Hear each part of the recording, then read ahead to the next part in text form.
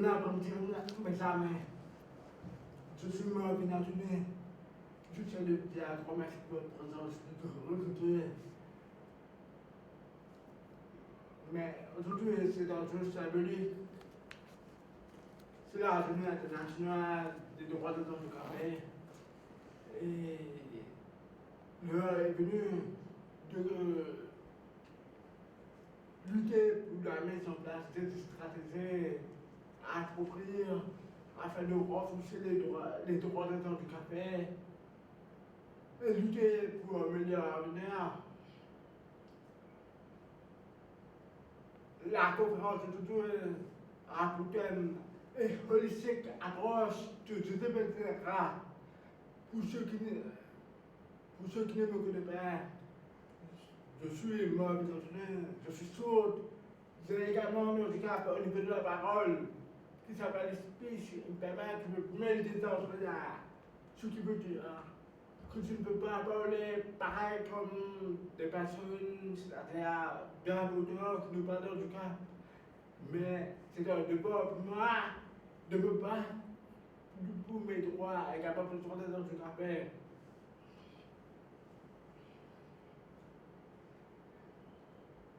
C'est une stratégie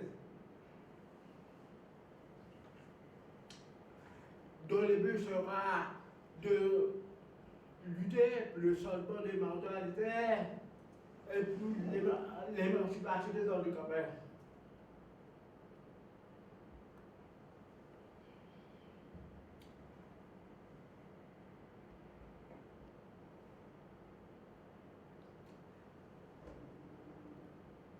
The question is, what is holding back the disabled community?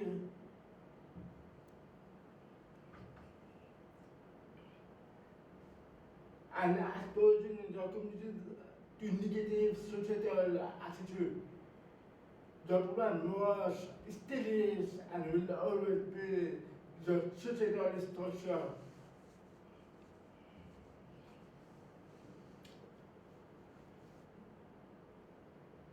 Il nous manque l'éducation appropriée.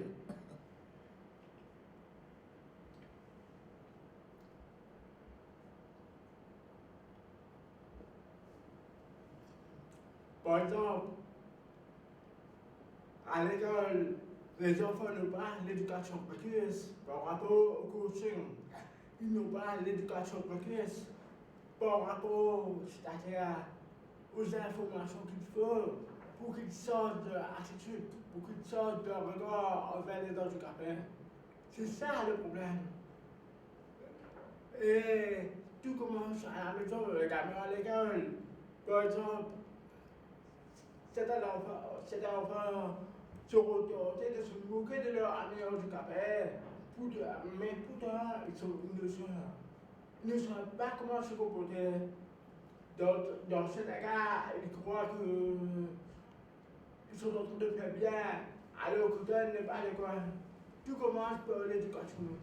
Et il y a aussi le fait que les handicapés peuvent être d'une grande inspiration pour les personnes de la Côte, mais il faut repenser à l'éducation.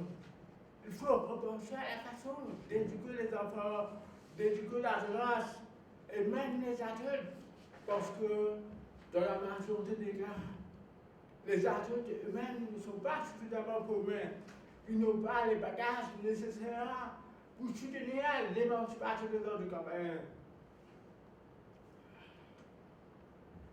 Ensuite, il y a le inaccessible environnement. Je vous donne un exemple. Il y a à peine quelques années de cela, je me suis approché des conseils municipaux de la municipalité de Bordeaux parce que à Bordeaux, il y a un problème de mobilité pour les personnes en fauteuil roulant, pour les handicapés en fauteuil roulant. Mais il faut aussi constater que le conseiller en question m'avait dit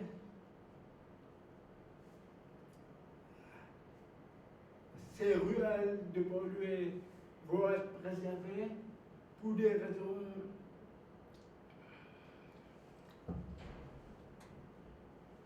pour des raisons patrimoine.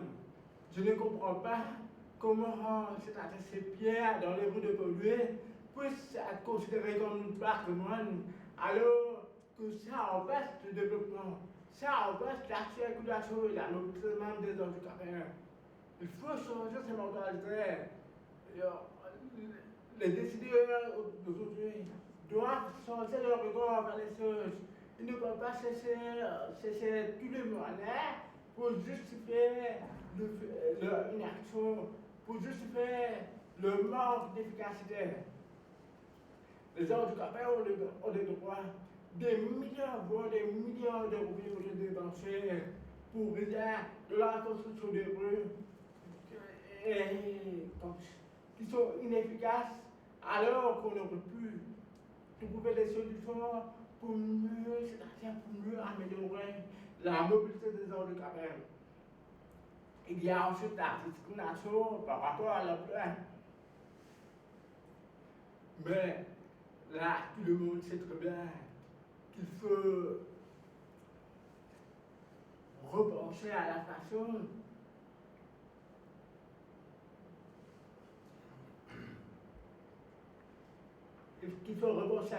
à la façon dont les institutions et les organisations de santé privées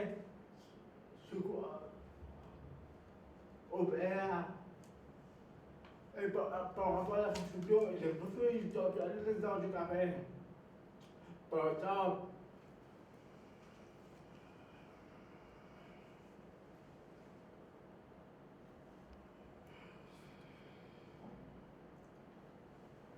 étant donné qu'il refuse d'employer des handicapés, pour moi, ce n'est pas innocent. Il y a plusieurs raisons. C'est parce qu'à l'île Maurice, nous avons près de 80 000 handicapés. De ces 80 000, il y a 40 000 qui sont employables. Mais parmi les 40 000 employables, pour employer tous ces handicapés, ça coûte.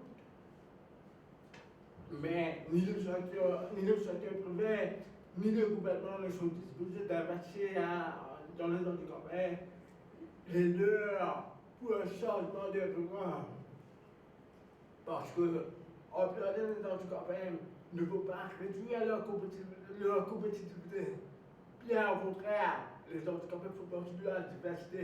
Les handicapés peuvent inspirer les employés bien pourtant. Mais malheureusement, nous ne sommes pas encore arrivés là. C'est seulement à l'extérieur qu'on peut faire.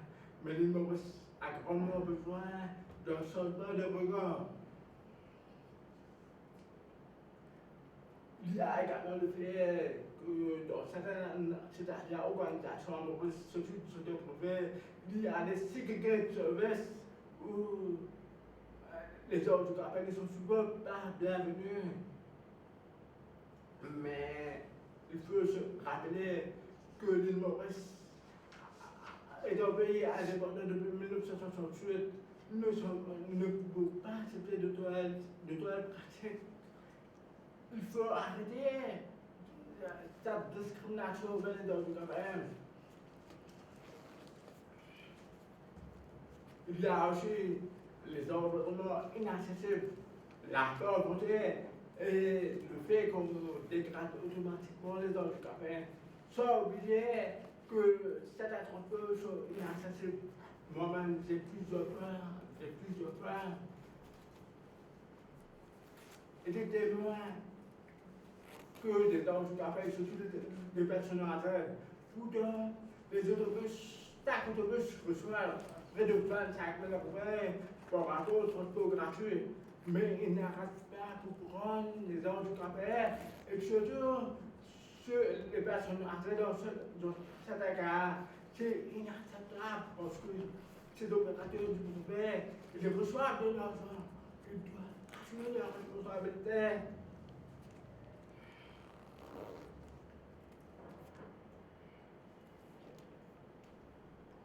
Enfin, il y a l'inaccessibilité de traitement médical. Par exemple, moi je suis sourde, je n'entends pas, mais rien n'est définitif. Même si je n'entends rien, je dois suivre là pour comprendre.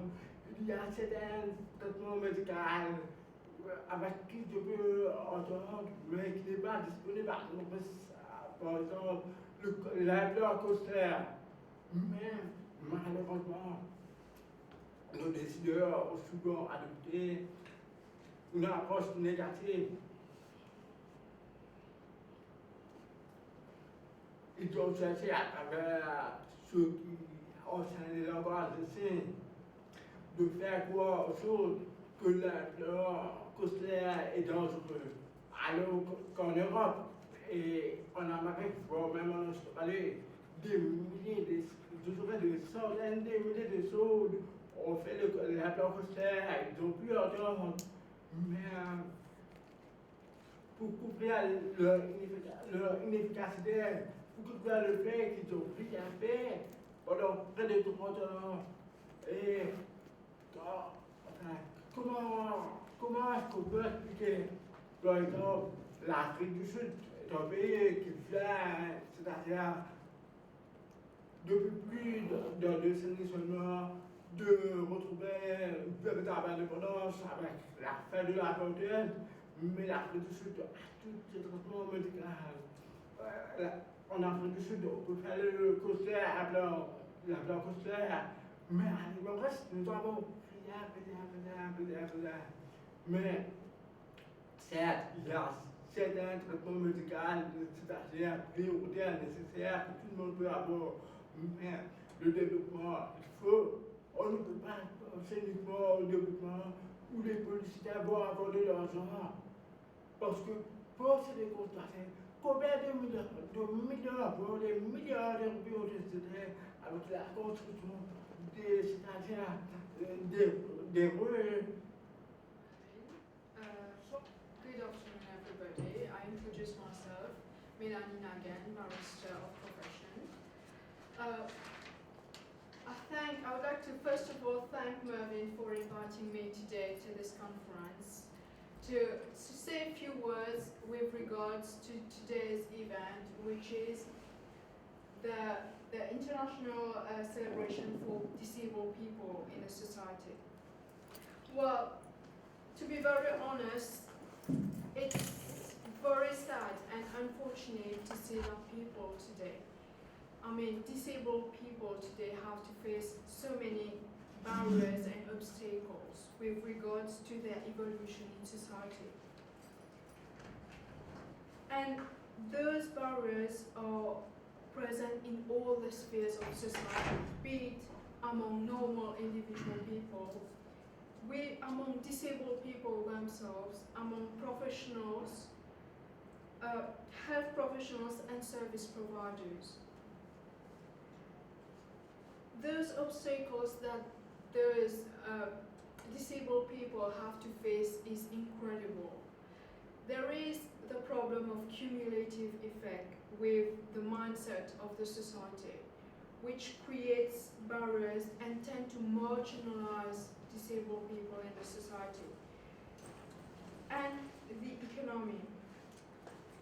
The main issue today in 2015 is to remove those barriers, those obstacles that disabled people have to face. And we have to give them the opportunity to prove and exercise their responsibilities as citizens of the society, be it in the community, in their place of work, or at home. We first of all have to realize that the way out of this culture of having a stereotype with regards to disabled people is to remove the idea of dependency. Being disabled doesn't mean that we are incapable. We have to be dependent totally on people or others, or even the government. Today, disabled people, we have that tendency to think that disabled people are incapable of taking care, first of all, of themselves. They are incapable of maintaining themselves or having a life, a livelihood, a work. And we have to take that to another level. And first of all, the purpose is to make them understand that the society, people in the society understand that we need to participate in a way to empower them, to give them possibilities to go out and find a place of work. This starts with us people, citizens of the society. We need to take care to understand that we cannot marginalize those people. We need to change our mindset. First of all, one of the ways to do that is hopefully the government has to introduce policies